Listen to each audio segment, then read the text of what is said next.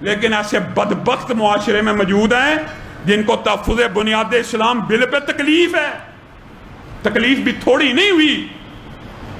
پہلے بھی آپ کے سامنے بات رکھی ہے. ایک بدبخت اٹھا خبیث, اس نے کہہ دیا معاذ اللہ, نقل کرتے ہوئے جس بات کو ہم ڈرتے ہیں وہ خبیث اعلانیہ طور پہ کہتے ہیں حضرت عثمان کو امی عائشہ نے شہید کروایا. بسم اللہ الرحمن الرحیم. ایک عرصے سے حکومت اور پاکستانی میڈیا پر کچھ ایسے بدبخت بیٹھے ہیں جنہیں دین اسلام کی ہر چیز سے ہی نفرت ہے.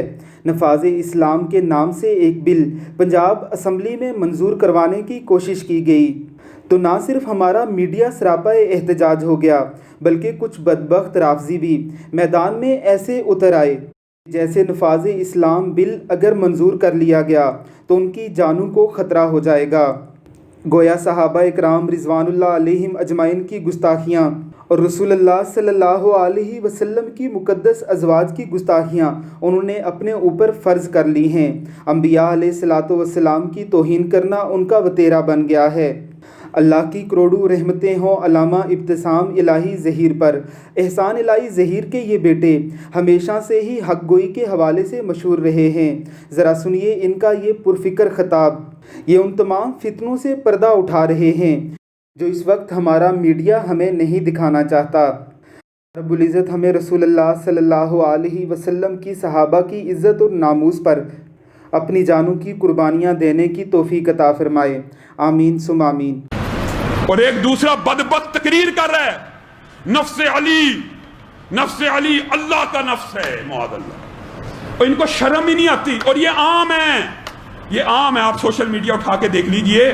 اور اس نے کہانی کیا گڑی ہے بھی سن لیجئے.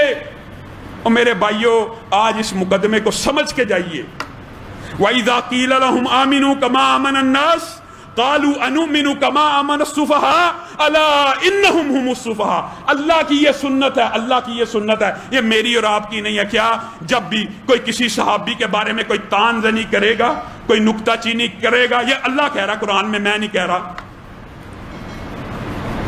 کما آمن السفہاء, انہوں نے کہا کہ ہم اس طرح ایمان لے آئیں جیسے یہ صحابہ بیوقوف نعوذ باللہ ایمان لے کے آئے. اللہ نے جواب میں کیا کہا؟ صحابہ کا دفاع اللہ نے قرآن میں کیا ہے. الا انہم ہم السفہاء. تم رسول اللہ کے صحابہ کو بیوقوف کہتے ہو, میں رب تمہیں بیوقوف کہتا ہوں. یہ اللہ کی سنت ہے, یہ اللہ کی سنت ہے.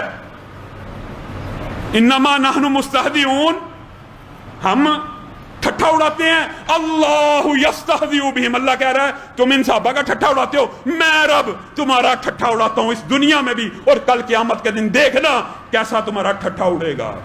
اللہ کا جواب ہے. آپ کو یہ مقدمہ سمجھ نہیں آتا کہ صحابہ کا ایمان فَإِنْ آمَنُوا بِمِثْلِ مَا آمَنْتُمْ بِهِ فَقَدِ اهْتَدَوْا, اگر صحابہ جیسا ایمان لاؤ گے تو قبول ہے ورنہ قبول ہی نہیں. اور صحابہ کا ایمان جو معیار حق ہے, جو معیار دین ہے, اس کے بارے میں کیا کیا حردہ سرائی. رسول اللہ دنیا سے چلے گئے تھے, معاذ اللہ سارے ہی مرتد ہو گئے تھے معاذ اللہ, سوائے 4 کے. 4 میں بھی نام اپنی مرضی سے رکھ لیے. تب حسن کا نام یاد نہیں رہا, تب حسین کا نام یاد نہیں رہا, تب فاطمہ کا نام یاد نہیں رہا, مقداد, سلمان فارسی, نام تب کہاں گیا. خود اپنی ہی اماں کی توہین بھی کرتے ہیں. میرے بھائیوں ایک بات یاد رکھو, صحیح حدیث آپ کے سامنے رکھ رہا ہوں. اگر میں یا آپ کسی بندے کو کافر اور بے ایمان کہیں نا, یہ رسول اللہ کی صحیح حدیث ہے, صحیح حدیث ہے. کوئی اشتعال, کوئی مبالغہ اور غلوب نہیں کر رہا.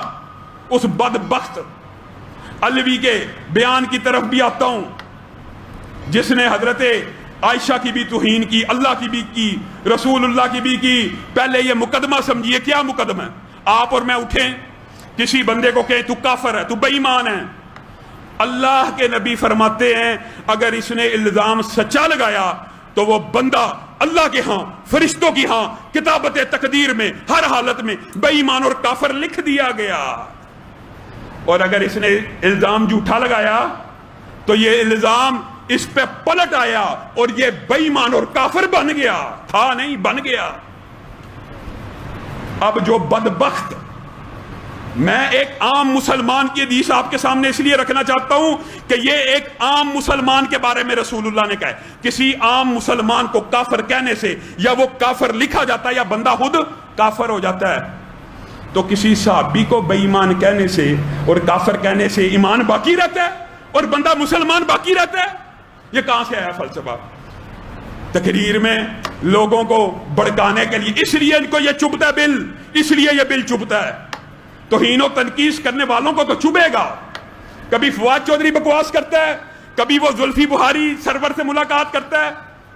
ہم نے اگر ہمارا یہ عقیدہ نہ ہوتا کہ بیماری فی ذات ہی متعدی نہیں ہے، ہمارا یہ عقیدہ نہیں لگتی بیماری فی ذات ہی، اللہ چاہے تو لگ جاتی ہے، تو ہم بتاتے ہیں کہ زلفی بخاری نے کیسے ایران سے کرونا امپورٹ کیا. ساری دنیا کہتی رہی، ہم نے نہیں کہا، کیونکہ ہمارا عقیدہ ہی نہیں ہے. ہمارا عقیدہ یہ ہے کہ اللہ چاہے تو لگ جاتی ہے، نہیں چاہے تو لاکھ.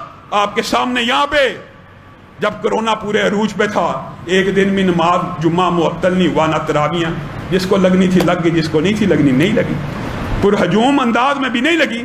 وہ بدبخت اٹھا کہتا ہے علی نفس اللہ ہے، معاذ اللہ، پھر نفس رسول ہے. بات کیا ثابت کرنا چاہتا ہے یہ بھی سن لیجیے. یہ باتیں کیوں کر رہا ہے؟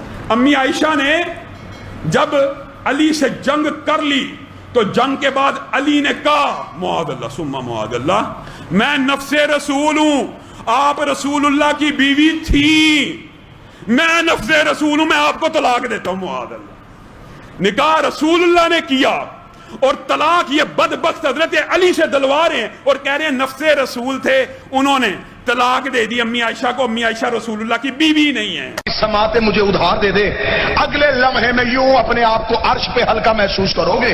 یا جب محمد کی آواز آئی، دوبارہ آ کے خیمے میں بٹھایا گیا. علی خود اپنے بیٹوں کے ساتھ گفتگو کرنے کے لیے خیمے کے باہر آئے. علی نے فرمایا میں نے پہلے حسن کو بھیجا، پھر میں نے محمد بن ابی بکر کو بھیجا. میں نے بار بار کوشش کی کہ آپ واپس چلی جائیں، لیکن آپ نے اپنی نسبت کا خیال نہیں کیا. مجھے رسول کی نسبت بڑی عزیز تھی. انہوں نے خیمے کے اندر بیٹھے ہوئے کہا کاش علی تو میری نسبت کو سمجھ آتا، میں مدینے جا کے لوگوں کو بتاؤں گی تو نے رسول کی زوجہ کے ساتھ یہ سلوک کیا. اتنا کہنا تھا. علی نے خیمے کے باہر سے آواز دے کے کہا دوبارہ یہ فخر علی کے سامنے نہ کرنا، رسول کی زوجہ تھی ہے نہیں، تھی ہے نہیں. اتنا جملہ کہنا تو انہوں نے کہا کس طرح نسبت سے محروم کر سکتا ہے. علی نے فرمایا مجھے محمد نے اپنا نفس کہا ہے، میں نفس محمد ہونے کے تحت آج سے آپ کو نکاح سے خارج کر.